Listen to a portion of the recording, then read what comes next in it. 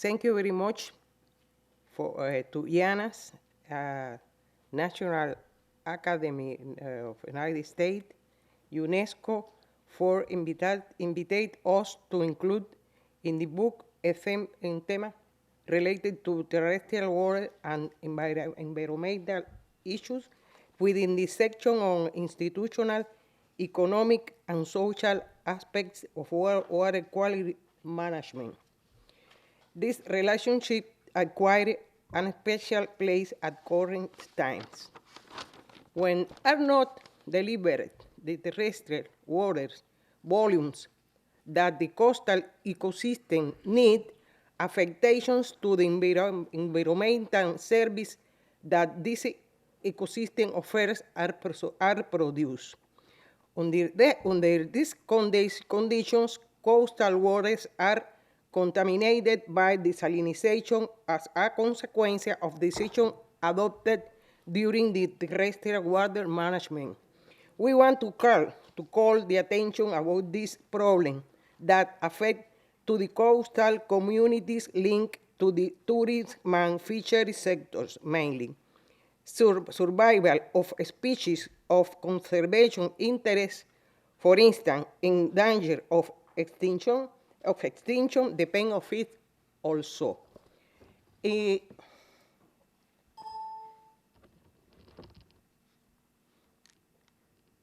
this picture, we can see this relationship between hydrographic watershed from this hydrographic watershed, terrestrial pollutants, sediments, and nutrients going to the coastal zones. Mangrove, seagrass beds, and coral reef are the main coastal ecosystem linked to this fact. Very important that every one of these ecosystems play a role in all this system. In a general sense, mangrove, seagrass bed, and coral reef are refuge and food for fauna. But also are places where fauna are voy a hablar en español. Donde la fauna se reproduce y son zonas de donde ellas de reproducción y donde van a desovar. Y entonces eso es lo que permite que los recursos pesqueros se han mantenido y desarrollado. Hay una dependencia directa entre la salinidad y el número de especies que son de la fauna que pueden sobrevivir. Si la salinidad aumenta mucho, como pueden ver en esta gráfica, el número de especies en las zonas costeras disminuyen. Hay mortandad, por ejemplo, de microfauna que sirve de alimento a otras especies grandes que juegan un rol ecosistémico, como son las aves. Si las aves no tienen comida, se van de ese lugar. Y así otras, los peces igual. Entonces el aumento de salinidad es generalmente debido, cuando es creado por causas antrópicas, por lo general es porque se corta el flujo de aguas terrestres hacia el mar. Y esto lo hacemos los manejadores de aguas terrestres. Y eso es algo que tenemos que ver. Bueno, me quiero referir a esta zona que yo le tengo un cariño especial porque fue uno de los primeros lugares donde después de graduada como ingeniera empecé a trabajar, y que es el humedal Zapata, que está en la parte central sur de Cuba, aquí. Ay. ¿Qué pasó? ¿Qué hice? Okay, ya. En la parte central sur de Cuba.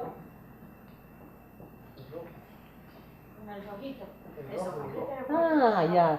Ahí. En la parte central sur de Cuba, que está formado en el año 2000, fue declarado Reserva de la Biosfera por la UNESCO y en el año 2001 sitio Ramsar. Ahí, yo creo que ahí estuvo Catherine hace unos años, en un evento.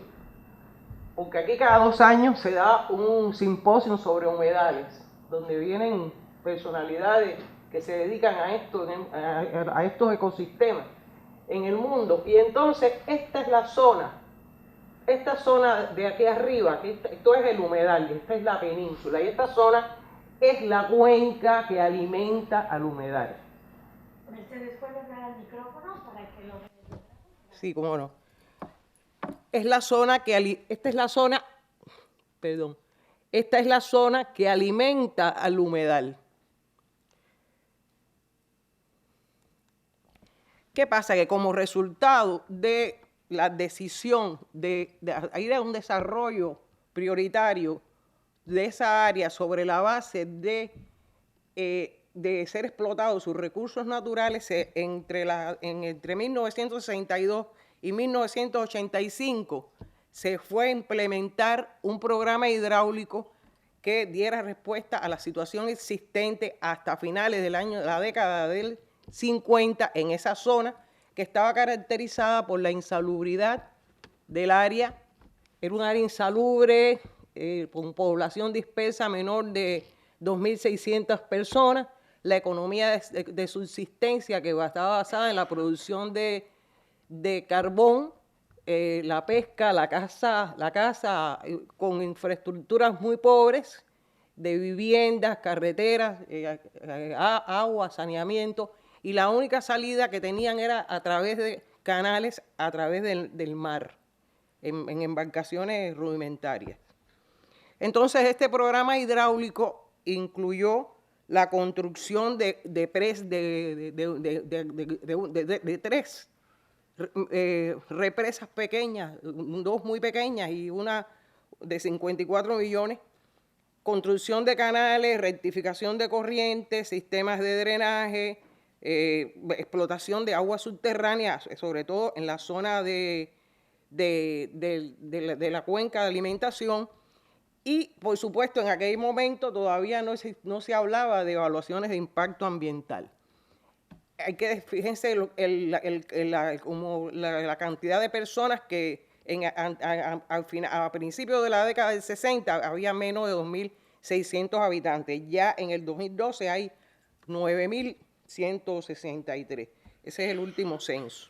Es decir, que se ha triplicado los habitantes en 3 veces. Bueno, ¿verdad?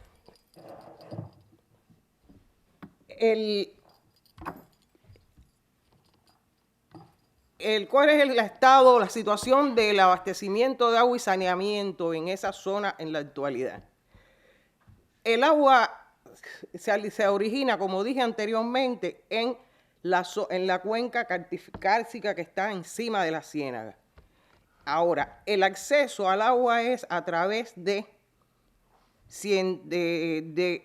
46 kilómetros de conductora, de conductora de agua, 17.4 kilómetros de redes de distribución, pozos aislados y el uso de camiones cisternas, que son camiones cisternas. De acuerdo con el tipo de forma de distribución, hay una norma que se calcula de 109 litros por habitantes por día para un caso, y de 100 litros por habitantes por día en el caso de cuando se usan tanques cisternas.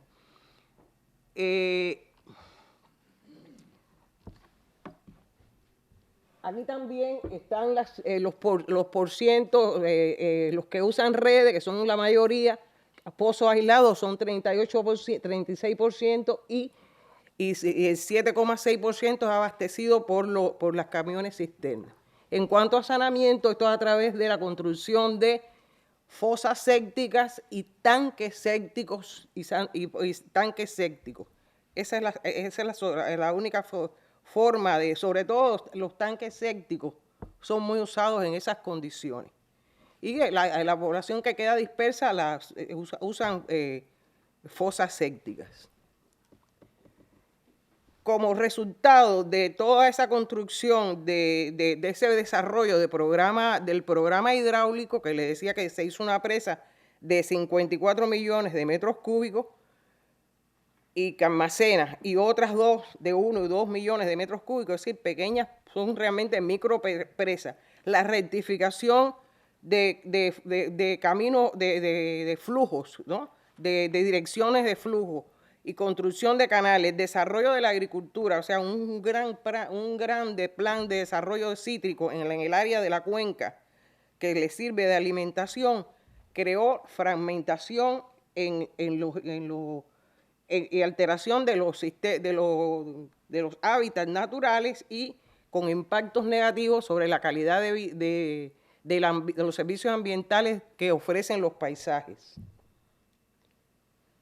Aquí hice una relación muy sucinta de las investigaciones, colección y procesamiento de información básica para ese programa hidráulico, asociado al desarrollo de ese programa hidráulico, que fue priorizar la operación de la red del ciclo hidrológico ya existente, el monitoreo de la red de monitoreo de calidad del agua, la aplicación de métodos geofísicos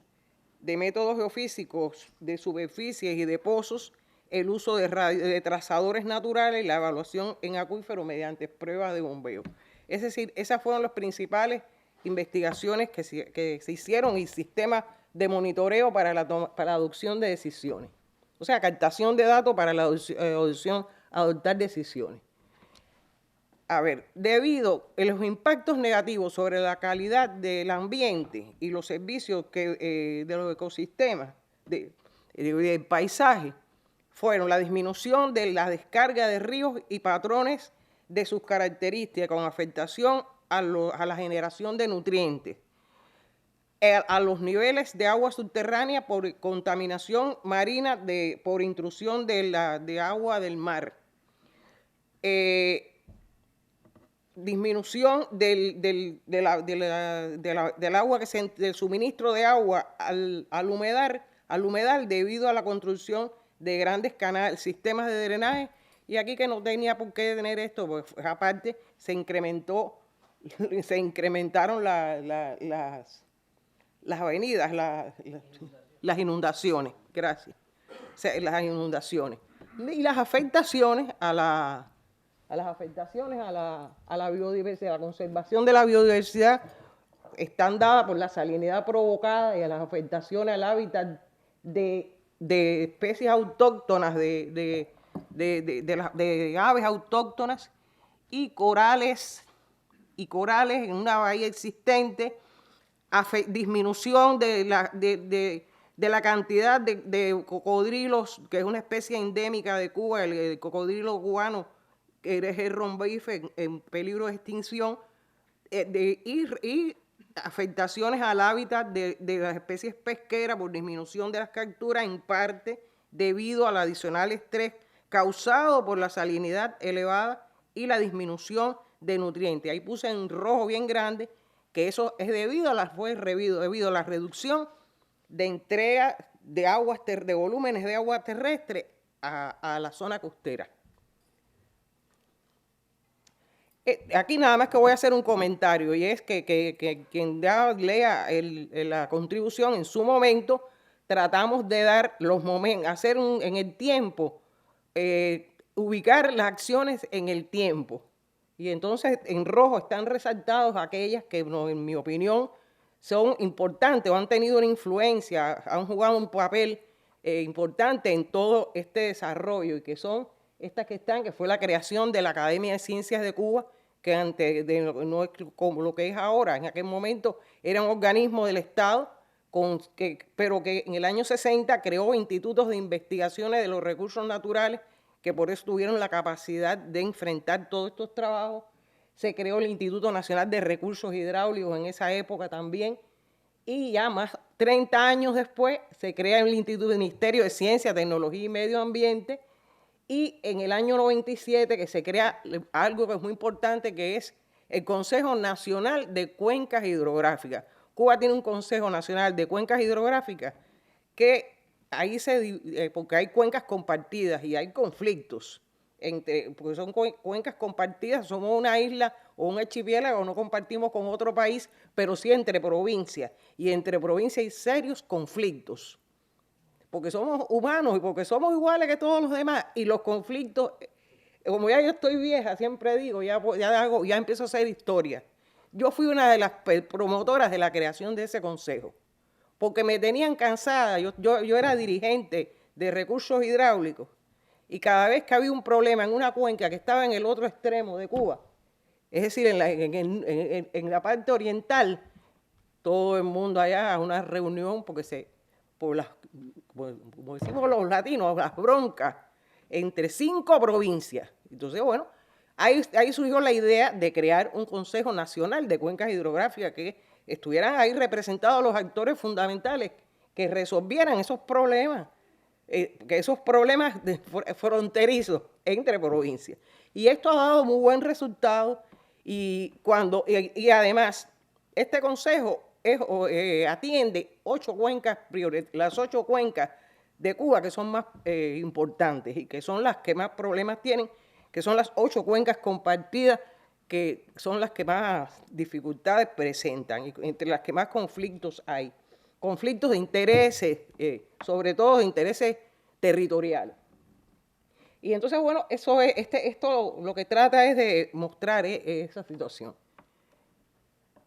Quería hacer algún comentario de por qué la importancia del agua terrestre y el agua marina, que una no contamine a la otra en el sentido de contaminación por elevación de la salinidad, por no dilución, por esas medidas de dilución. Porque esta zona, por ejemplo, se adoptó la decisión de desarrollo económico a partir de sus recursos naturales. Y entonces, por ejemplo, aquí ustedes pueden ver que los recursos forestales son la principal fuente de ingresos y de empleo de las comunidades de allí. La protección y la conservación de estos recursos son los principales objetivos. Lo pueden ver en la estructura de los porcientos. Esto se comporta así a casi todos los años, que lo más importante del recurso forestal en la zona es el bosque de conservación y el de protección y también el de producción. Pero bueno, lo fundamental de esta zona su objetivo es la conservación del recurso bosque. También viven del desarrollo, al desarrollar el bosque pueden desarrollar la apicultura, y hay alrededor de 210 especies de plantas con alto potencial, y hay más de 13.000 colmenas en esa zona que se dedican al desarrollo de la apicultura. El turismo, allí van al año alrededor de 80.000 turistas. Es una zona muy linda, es una zona donde el buceo contemplativo, el recreational diving, es muy apreciado por la belleza de los paisajes submarinos que hay, la belleza en general del paisaje, la existencia de lagunas naturales. Y en estos momentos el sector del turismo tiene un peso que yo diría que el forestal se va quedando detrás. Ahí hay 411 habitaciones estatales, en el sector estatal, con 4 hoteles, pero empieza de una manera muy fuerte a desarrollarse el sector privado en el turismo, que ya hay 93 familias que tienen licencia ambiental, de constructiva, etcétera, para rentar sus casas o habitaciones dentro de sus casas. Y entonces el turista elige a dónde va, sea nacional o extranjero. Y entonces, bueno, hoy en día se convierte el turismo en una fuente de ingreso importante. Por eso es importante mantener los servicios de los ecosistemas. También la pesca es otra de los renglones que allí se desarrolla. Principalmente la pesca es estatal, aunque hay pescadores privados que crean cooperativas y le venden a las empresas estatales la producción, una parte, la otra se la venden a quien quieran vendérselo, a quien lo desean vender. Lo que pasa es que en esa zona la pesca estatal es fuerte. Y entonces la pesca que vende el Estado, los pescados son más baratos que el que vende el privado, y entonces la competencia no es tan simple. Entonces, pero bueno, viven de la pesca y también empieza a desarrollarse la cría de cangrejos, la pesca de cangrejos y la acuacultura, o sea, la pesca dulce acuícola. ¿Qué pasa? Que para poder mantener estos servicios ecosistémicos a partir de todas las afectaciones, hubo que tomar acciones, hubo que desarrollar acciones. Por ejemplo, ¿qué se hizo? ¿Cómo se resolvió esto? Se tomó la decisión de establecer 5 especies claves. Es decir, las aves marinas y acuáticas, las tortugas marinas, los cocodrilos, manatí y las iguanas como especies clave para mantener un monitoreo constante, un monitoreo sistemático de su comportamiento y saber cómo se estaba comportando, en qué situación estaba el ecosistema. Entonces, bueno, aquí pueden ver, esto es importante, ya lo dije anteriormente, la importancia que tiene para las aves el ecosistema donde ellas se desarrollan, la salinidad que tiene el humedal. En el caso de los cocodrilos empezó a disminuir las poblaciones de cocodrilo cubano, que es el endémico. Y se tomó la decisión de hacer un criadero de cocodrilos. Ellos se crían hasta una determinada longitud que tiene, o determinado peso y determinado desarrollo, y son entregados al medio. Son entregados al medio para aumentar la población o para mantener la población. De todas maneras, en estos momentos, después del año 2014, después de 5 años de estudio, de monitoreo fuerte de estas especies clave, el informe, que lo tengo aquí, que te lo voy a regalar, porque ahí me di cuenta que lo que tú quieres sobre los manglares está ahí, plantea que se está produciendo en Cuba, también está el cocodrilo americano, que es el Acutus, es el nombre científico de esta especie. Este cocodrilo americano ha invadido bastante todas las zonas y aparece en toda la región. Y este cocodrilo se ha apareado, se ha unido al rombífero cubano y está surgiendo un híbrido de ellos. No se sabe si este híbrido es más fuerte o menos fuerte porque estudios genéticos no se han realizado. Pero bueno, esto hoy por hoy, una de las causas de que disminuye la cantidad de cocodrilo cubano es la hibridización y la caza furtiva. En resumen,